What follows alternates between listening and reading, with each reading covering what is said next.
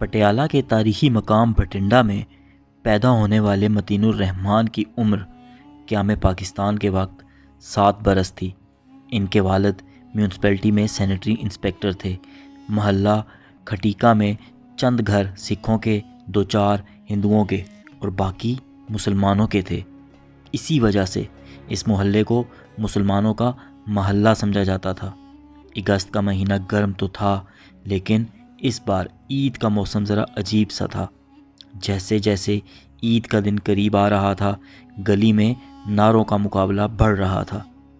جے ہند، پاکستان زندہ باد، ست سری اکال اور اللہ اکبر جیسے نعرے متین الرحمان نے انہی دنوں سنے اور سیکھے۔ فسادات کے بعد قرب و جوار کے مسلمان بھی انہی کے محلے میں آ گئے۔ ان کے محلے کا محاصرہ کیا گیا، جس کی وجہ سے انہیں محاصرہ توڑ کر قافلے کی صورت میں نکلنا پڑا۔ عید الفطر کے 1.5 ہفتے بعد ایک رات دوسرے پہر فساد زدہ شہر کی غیر محفوظ گلیوں سے ان کا قافلہ اسٹیشن تک پہنچا۔ قافلے کے لوگوں میں شہری حدود سے نکلنے اور ویرانے میں پہنچنے کی تھوڑی دیر بعد ہی کسی حادثے یا واقعے کے سبب بھگدڑ مچی اور بدقسمتی سے قافلہ 2 حصوں میں بٹ گیا۔ ایک میں والدین، دوسرے میں چھوٹے بھائی اور بہن، اور تیسرے حصے میں متین الرحمان اور ان کا بھائی معین تھا، جنہوں نے قریبی گاؤں کی جانب سفر شروع کر دیا۔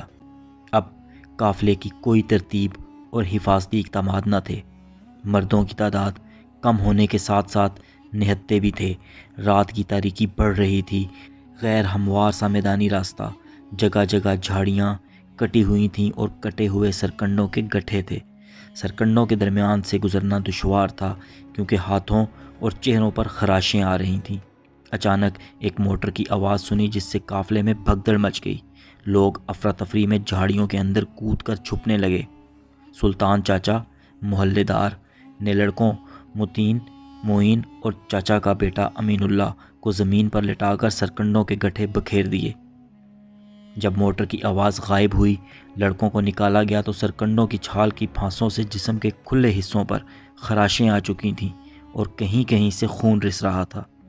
سحر کے قریب کا واقعہ بیان کرتے ہوئے متین الرحمان لکھتے ہیں کہ اب ہمارا سفر نہر کے کنارے کسی سڑک پر ہو رہا تھا کہ اچانک پیچھے سے ایک دلدوز چیخ ابھری۔ پیچھے مڑ کر دیکھا تو چچی، محلے دار کی بیوی، 4-5 سکھوں کے نرخے میں تھی۔ چچی نے نہر میں چھلانگ لگا دی تھی اور ایک سکھ بالوں سے پکڑ کر باہر کھینچ رہا تھا۔ چچا تیزی سے واپس بھاگے اور ایک سکھ کا گنڈاسا چھین کر بالوں سے کھینچنے والے سکھ پر حملہ کر دیا۔ باقی سکھوں نے چچا پر حملہ کر دیا۔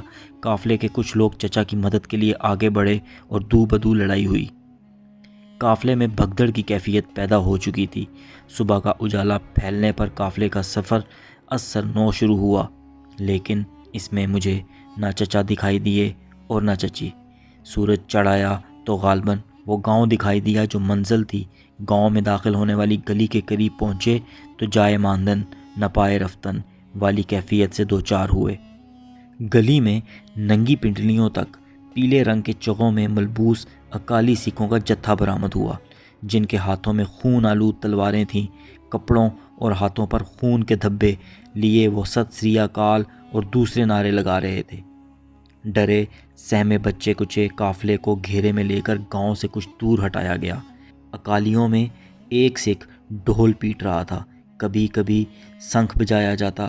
قافلہ سوچ رہا تھا کہ سکھ اب انتظار کس کا کر رہے ہیں۔ تھوڑی ہی دیر بعد گاؤں سے دھواں اٹھنا شروع ہوا اور پھر اس سے شعلے اٹھنے لگے۔ فضا میں ناگوار سی بو پھیلنا شروع ہوئی، جو لاشوں کے جلنے کی بو تھی۔ پاکستان کی آزادی کی قیمت ادا کرنے والے ان گمنام جانثاروں کے خون اور گوشت کے بھننے کی بو، جو محض مسلمان ہونے اور پاکستان کے تصور سے ہمدردی کے جرم میں جل رہے تھے۔ فضا دہشت ناک ترین اور جنونی انداز میں پیٹے جانے والے ڈھول کی لرزہ خیز آواز، دھوئیں، آگ، جلتی لاشوں کی بو، بستی راکھ، بھوک سے بلکتے بچوں کی آوازیں اور اکالیوں کے نعروں سے معمور تھی۔ شنکھ کی کری آواز میں اضافہ ہوا اور ایک سکھ نے 9 عمر ماں کی گود میں شیر خوار بچے کے پیٹ میں تلوار کی نوک جھونکی اور بچے کو نوک شمشیر پر فضا میں بلند کر دیا۔ ننھی سی جان سے خون کا فوارہ ابلا۔ ممتا تلوار کی نوک پر لٹکے بچے کو چھیننے کے لیے جھپٹی تو دوسری تلوار نے اس کا سر تن سے جدا کر دیا۔ اس کے بعد خوفناک رقص شروع ہوا۔ ہر طرف تلواریں اور ان سے کٹتے ہوئے جسم دکھائی دے رہے تھے اور ایک دوسرے پر گر رہے تھے۔ ہم دونوں بھائی دوسروں کے خون میں نہا چکے تھے، لیکن مجھے 1-2 منٹ سے زیادہ اس کیفیت کو دیکھنے کی ہمت نہ تھی۔ مجھ پر کوئی گرا اور پھر مجھے کوئی ہوش نہ رہا۔ جب ہوش آیا تو ایک لاش کے نیچے میرا سر دبا ہوا تھا۔ بڑی مشکل سے اپنا سر اور ریت سے دبا ہوا اپنا چہرہ نکالا۔ گرم ریت سے منہ، ناک اور آنکھوں میں اذیت ناک جلن ہو رہی تھی۔ طبیعت سنبھلی تو معین کی تلاش شروع کی، جو کہ قریب ہی ایک لاش کے نیچے نیم بے ہوشی میں دبا ہوا تھا۔ منظر دیکھا تو ہر طرف لاشیں ہی لاشیں تھیں۔ کچھ زخمی تھے، لیکن چلنے پھرنے سے معذور اور بری طرح زخمی تھے۔ ہمیں دیکھ کر زخمیوں نے پانی مانگا۔ قریبی کھیت میں پانی دینے والا نالا تھا، جس میں قمیض ڈبو ڈبو کر ان زخمیوں کے منہ میں نچوڑتے رہے۔ کئی زخمیوں نے پانی پی کر ہمارے سامنے آخری ہچکی لی۔ متین الرحمان لکھتے ہیں کہ آخری ہچکی لے کر زندگی کا سفر ختم کر دینے کا غم انگیز منظر ذہن کو کیسا معوف کر دینے والا ہوتا ہے، اس تاثر کو میں آج تک فراموش نہیں کر سکا۔ اس کے بعد متین الرحمان اور ان کے بھائی زندہ دفن ہونے سے بچے اور ایک کھیت میں کچھ عرصہ اذیت ناک حالت میں چھپ کر گزارا۔ سکھوں کے ہاتھوں زخم کھائے، پھر ایک سکھ کی پناہ میں آئے اور پھر اسی سکھ کے غلام بننے سے بچے اور آخر کار ٹرین کے ذریعے لاہور پہنچے، جہاں انہیں انارکلی مشہور جوتوں کی دکان چاولہ بوٹ ہاؤس کے مالک نیک دل شخصیت شیخ افتخار الدین نے اپنی تحویل میں لے لیا، جس کے کچھ عرصے بعد یہ اپنے والدین سے ملے۔ یہ کہانی صرف ایک متین الرحمان کی نہیں، بلکہ 1947 میں جو پاکستان آئے ان کی ہے۔ میرے ایک دوست کی والدہ نے بتایا تھا کہ ان کا خاندان ہجرت کر کے جب پاکستان پہنچا تو 15 افراد کے خاندان میں سے صرف 2 لوگ زندہ تھے۔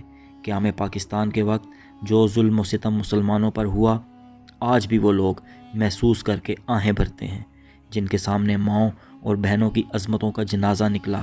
ماؤں کے سامنے بچوں کو تلواروں پر پرویا گیا، بیویوں کے سامنے سہاگ کاٹے گئے اور بیٹوں کے سامنے باپ کا سر تن سے جدا کیا گیا۔ یہ سب کس کے لیے تھا؟ اپنی قربانیاں، آگ و خون کا دریا، زمین و جائیداد کی قربانی، اپنی جائے پیدائش کی قربانی کس لیے تھی؟ کیا یہ صرف ایک ملک کے لیے تھا؟ نہیں، یہ لڑائی اور عصمتوں کی قربانیاں دین اسلام کے لیے تھیں۔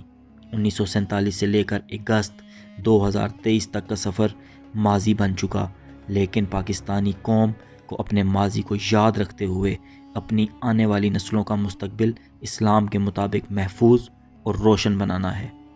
تیرے سپوت جیالے صدا رہیں دل شاد، زمین زماں ہے یہ جب تک کہ تو رہے آباد، تیرے عدو تیرے بدخواہ سب رہیں برباد، جو تجھ سے برسرے پیکار ہو زیر نگیں، تیرے وجود پہ نازاں ہیں آسمان و زمین۔